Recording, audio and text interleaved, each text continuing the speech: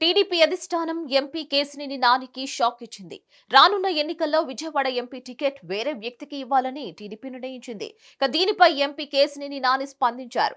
Social media వేదికగా ఈ విషయాన్ని వెల్లడించారు. పార్టీ అధినేత చంద్రబాబు నిర్ణయాన్ని శిరసా వహిస్తానని తెలిపారు. అందరికీ నమస్కారం. చంద్రబాబు ఆదేశాల మేరకు మాజీ మంత్రి ఆలపాటి రాజా, ఎన్టీఆర్ జిల్లా టీడీపీ అధ్యక్షుడు నెట్టెం రఘురాం, మాజీ ఎంపీ కొనకళ్ల నారాయణ నన్ను కలిశారు.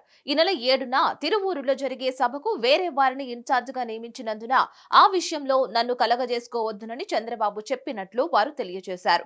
రానున్న ఎన్నికల్లో విజయవాడ లోక్సభ అభ్యర్థిగా నా స్థానంలో వేరే వారికి అవకాశం ఇవ్వాలనుకుంటున్నారని, పార్టీ వ్యవహారాల్లో ఎక్కువగా జోక్యం చేసుకోవద్దునని చంద్రబాబు ఆదేశించినట్లు తెలిపారు. అధినేత ఆజ్ఞలు తూచా తప్పకుండా శిరస వహిస్తానని నేను వారికి హామీ ఇచ్చా అని కేసినేని నాని సోషల్ మీడియా వేదికగా పేర్కొన్నారు. దీనిపై మరిన్ని అప్డేట్స్ కోసం చూస్తూనే ఉండండి హిట్ టీవీ.